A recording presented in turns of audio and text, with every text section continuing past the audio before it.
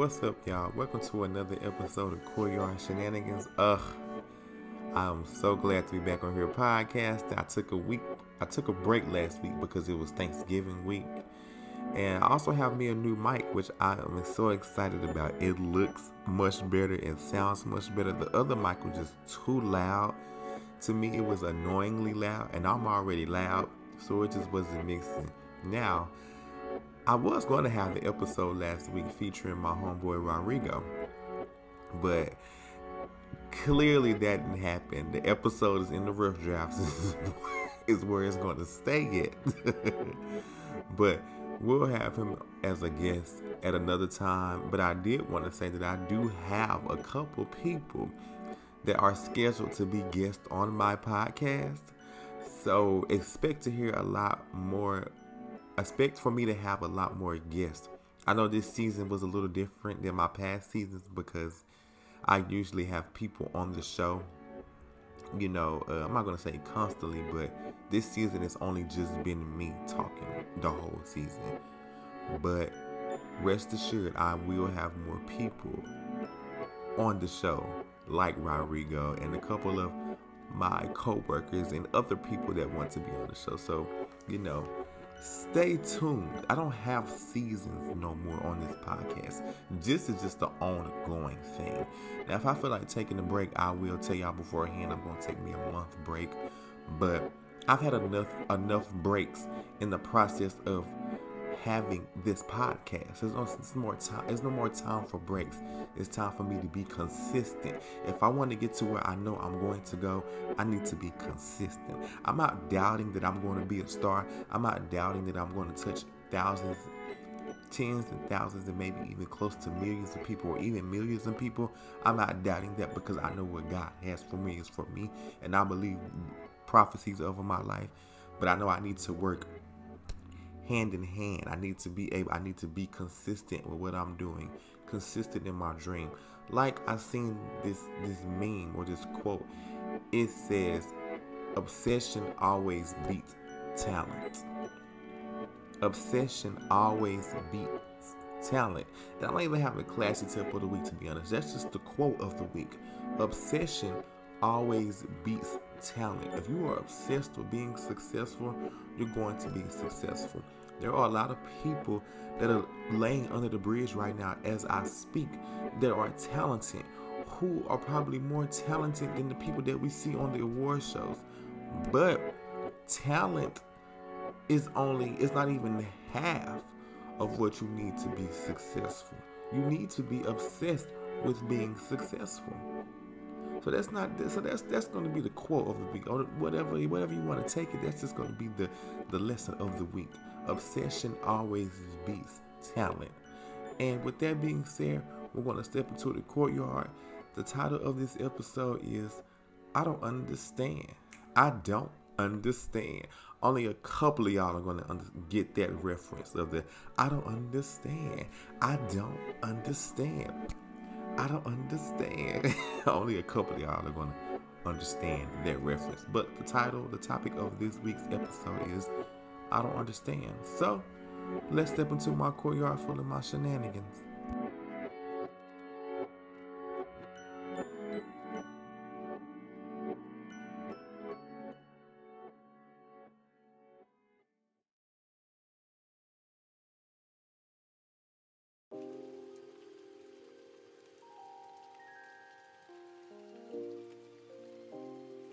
What's up, y'all? Welcome to my courtyard full of my shenanigans. Now, like I told y'all, this week's episode is titled I Don't Understand. I don't understand. And I'm just so glad to be back on here podcasting, y'all. I really am. Because I really had I had a really great episode planned last week with me and Rodrigo. But, we hung out before we came back and did the podcast, and it just didn't work out clearly. But I promise y'all that podcast is coming, because a lot of people is waiting on that episode. But good things come to those who wait. So if y'all just wait, I promise you're gonna get that episode out of us. I promise. And this time we're not gonna, what's the word? Oh, my forehead itching. Excuse me. I promise y'all the episode is going to come. I promise y'all. So just wait.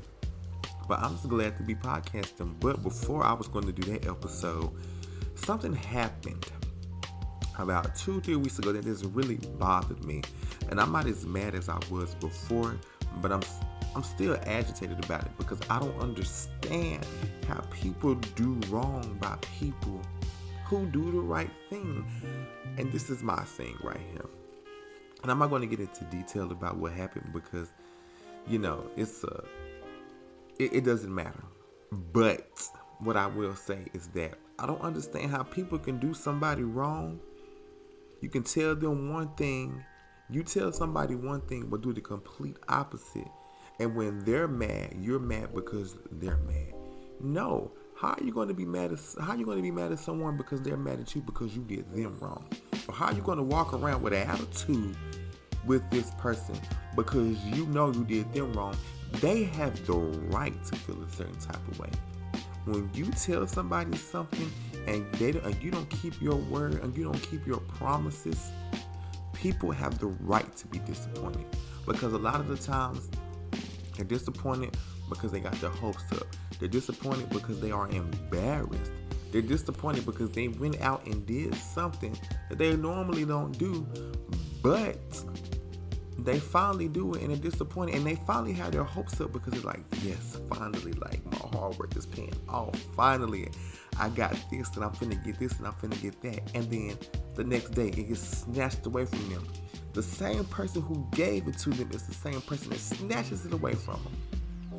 They have the right to be mad and they have the right to be disappointed in my eyes, and I don't understand how people do that to the most loyal people, whether it's at a church, at a job, in a family. I'm just going to speak about it at a job. The people who are the most loyal always get the shorter end of the stick. And this is what I've noticed working. It's always the people, and excuse me. It's always the people, because somebody ran across my mind. I don't want to call them lazy. Listen, it's always the people who don't have the best work ethic that always get the biggest reward, who always gets the reward. But the people who do work hard, whose body really should be hurting when they get off, we tend to get the shorter end of the stick, or they only pay attention. And this is the thing, when you're really, really good at your job, the day that you decide to have an off day, you're not feeling well, that's the only time they really want to say something about your performance. I did good all month. I did good all week. But the one day I come in here on a Friday, the day that most people chill and I'm not feeling it, or on a Monday, that's when you want to talk to me. That's what I don't like. But it's always the people who have the best work ethic, who come to work and do their job, and they do great at their job, and they show that they're trustworthy and loyal. And I'm not just saying this is what's happening to me. I'm just giving an example, okay? But they show that they're loyal. They show that they're good workers. They show that they're trustworthy. But they always get the shorter end of the stick from a job. And I don't understand that. And I just think it's complete and utter bullcrap. And people are, a trip. And people, and I'm not trying to say I'm trying to understand people, but sometimes people are, you're just like, what's going on up there? First of all, is anything going on up there? Because the way that these places and stuff are being ran is just complete and it's gutter ball trash. It really is. And it's a lot of places, and I don't understand how people don't see it. No matter, like I said, no matter if it's at church, if it's at work, if it's in anything, any kind of organization. I might even say family too, because a lot of times we have the wrong people making decisions for a whole family, and it just doesn't make any sense. And a lot of times it's a lot of people just, like I've said before, it's too many Indians and not enough chiefs running around here. But I'm not going to get into that because I've already explained that. But it's a lot of people walking around here with these boosted egos. But this is what I always tell people. pull. No matter where you work, whether you wear a vest, whether your vest shows your title, your name tag shows your title, your walkie-talkie shows your title, your car, your clipboard, whatever it is that show your title. Let me tell you something. When you take off that name tag, when you take off that walkie-talkie, when you take off that vest, okay, whatever it is, you still put your pants on one leg at a time, just like me. Your poop still stinks, just like everybody else in this world. And that's regarding at work. Now, I don't want to touch on a preacher or on a pastor, but what I will say that you have to remember, you need to be patient with your congregation because they are going through at the moment and you're high. But don't forget, the very next day, you could have a great sermon on Sunday, but that very next day, something can happen to you. And you'll be just as low as the people in your congregation. So you have to be careful how you speak on people and what you say about people and what you say about people around other people. Because you never know who goes back and reports what the next person is saying, or you never know who's tuned in and watching what you are saying. Because a lot of people, we read between the lines. A lot of people aren't as dumb as an obtuse as one person may think about the other. But clank, the bar soap, you might want to help your husband. I'm sorry, y'all. I just had to say that because I'm watching Karen and Euchre on YouTube. But anyways, you have to be careful about what you say, who you're saying it about. Because, like I've said before, it's been plenty of times where I have a suspicion that people are saying certain things about me or saying things about me, period, that are just not nice that they won't say to my face. And then I'm like, maybe I'm just tripping. And then lo and behold, because see, God talks to me in my dreams because my mind runs a mile a minute, all day, every day. So God gets me in my dreams and God reveals the conversations, and I hear the voices. I may not hear the voice, I may not see the person, but I hear the voice to where if, let's say I know my sister's voice because she's my sister.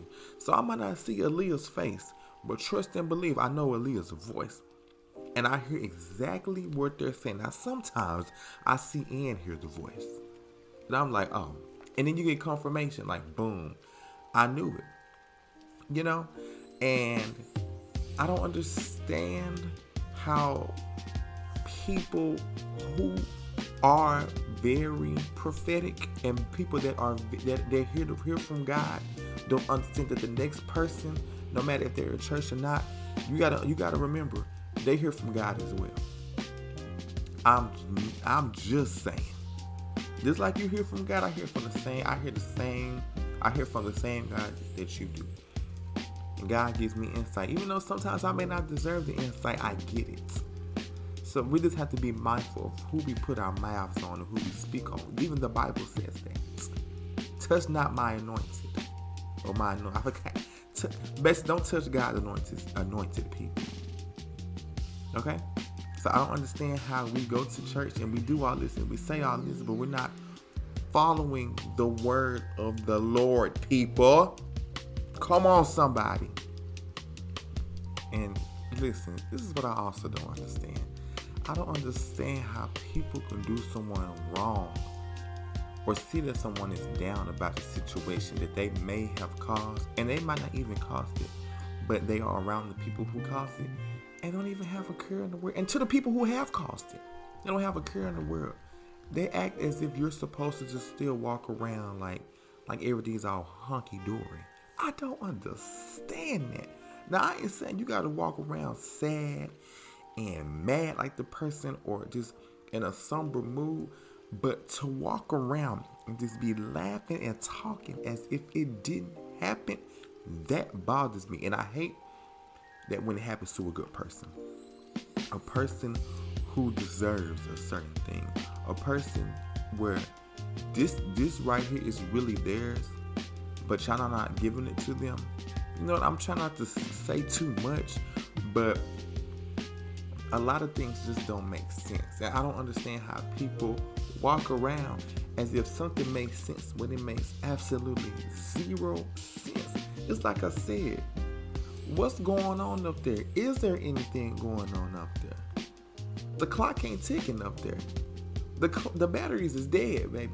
You got AA batteries for a AAA clock. I'm not understanding. It ain't even fitting. I don't understand. It really makes me hot. It really does, because I don't like to see people being done wrong when, one, they're innocent. Two, they have shown loyalty more than anybody. And three, they have one slip up and you treat them as if they are the person that caused COVID, or as if they're the person who stole money out your wallet, or they're the reason why you got denied food stamps. It's not their fault. It's a lot of times a lot of people have misplaced anger, but that's place the anger where it belongs and not on the people it doesn't belong to. I just don't understand people in the thought process or the lack thereof of a thought process. Is there a thought process going on in your head? That's what I do want to ask. And when you did this, what was you thinking? The first question is, were you thinking? My second question is, what were you thinking? And my third question is, are you okay? Do I need to take you to the nearest medical facility or mental hospital? Because it's a lot of things that people do nowadays that I just really don't understand. I ain't gonna tell a person one thing and then not even 24 hours later renege and not even give the person a heads up or a notice on what it is that they need to know. And then when the person is mad about it, then you want to have a slick attitude with them as if it's their fault. Listen, you did it, you fixed it. But you did it, you don't want to fix it because you know you're guilty, so you want to walk around here with an attitude and have a dry high. Keep the high. I always tell people this: if your high and your good mornings is going to be dry with me, keep it. Because I promise to God, I don't need it. As long as I'm alive and my car starts in the morning, I'm fine, okay? I don't need a high. I don't need a goodbye. I don't need a good morning. It was a good morning when my alarm at 6 o'clock woke me up. And at 6:25, when I turned the key in the ignition, my car started. That's when it was a good morning. I don't need your good mornings. I don't need your high. If it take everything out of you to say good morning, or you can't even make eye contact, then don't even do it. Don't even look at me, because I promise you, I have no problem walking past somebody. And this is my thing: if I know you don't like me, I'm not going to give you anything. I'm not even going to breathe around you. I'm not even going to blink my eye. It's you don't have to pretend with me, because I promise you, I'm not going to pretend with you. I'm going to be respectful because my mama taught me respect. But I'm not going to pretend. If I don't like you, I don't like you. And that's just how it's going to be. And if I know you don't like me, and I haven't even done anything, then keep it pushing. I don't understand people. If you don't want to say good morning, don't say it. Because 9 times out of 10, I'm not paying you no mind, and I'm on my phone, and really, I'm trying to figure out what I'm about to watch for the day, what I'm about to eat when I get home. What's the name? If Rodrigo hit me up and asks if I want to hang out, what time am I going to be getting home from that hangout? You know what I'm saying? That's just me. I don't understand. I don't understand people's jealousy on other people. I don't understand people's minding other people's business. They be in other people's business more than they be in theirs. And the person's business you mind, they living a lot better than you, but you too busy watching them. You too busy watching them. And they living good, and what are you doing? You're living vicariously through them and don't even know it. I'm just saying. I don't understand people's jealousy. I don't understand people's envy. I don't understand people's, trying to compete. I don't understand people trying to make a relevant point that doesn't even need to be made. And when you make your point, guess what? Guess the only person that's going to know that you made a point was you. The only person that is going to know that you made a point in whatever you're trying to do was you. And I hope that you're satisfied by it, because I don't care, she don't care, he don't care, they don't care, nobody care. Nobody noticed it but you. So I don't understand what point you're trying to make, but I'm gonna tell you this. The point, it wasn't made. Nobody cares. Next. And I don't understand how people can say whatever they want to say to you. And me, I'm gonna speak on me, because I laugh at myself. People say whatever, but this is the thing. I know I have confidence, and I'm rest assured, because as a kid, my mama always told me, "Oh son, you so handsome, you so handsome, you look." I've had people in my family, I've had people tell me that I'm handsome, that I look good since I was a kid. So I carried that with me from elementary, from intermediate, to middle school, to high school, to adulthood. I'm 26 years old. I had confidence at 6. Let me tell you something. There was a song, real quick. My 5th grade teacher, Miss Reed, God rest her beautiful soul. Ain't no teacher on this earth doing it like Natasha Reed. I'm telling you now, that was my favorite. She was my teacher in 5th grade in 2008. That was 15 years ago.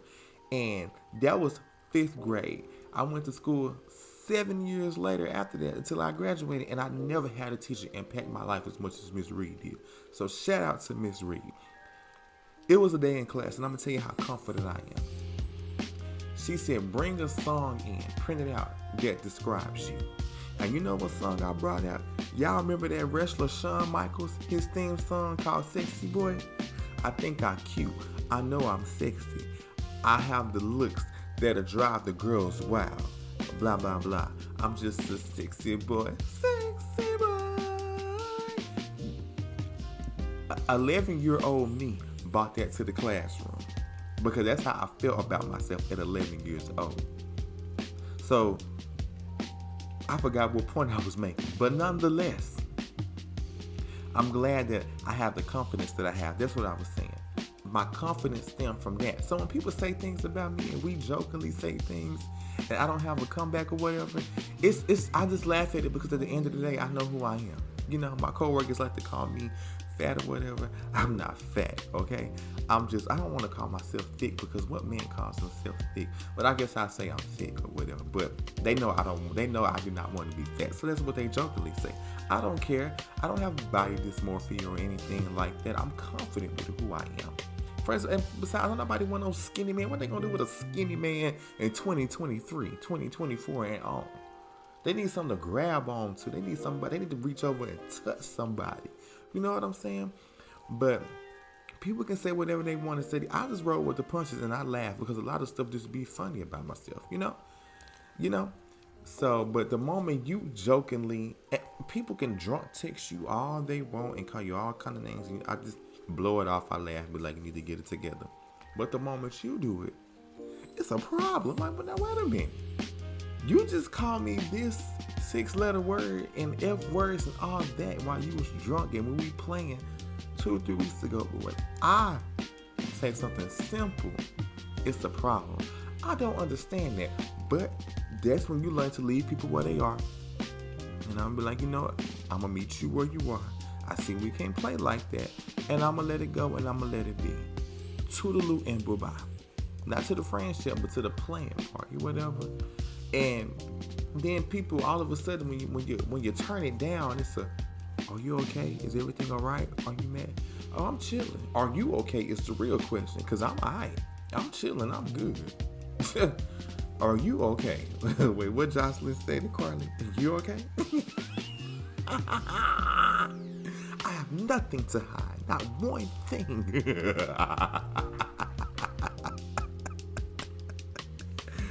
Woo, about 17. So these reality shows be cracking me up because it's a reality show reference for everything in life, just about.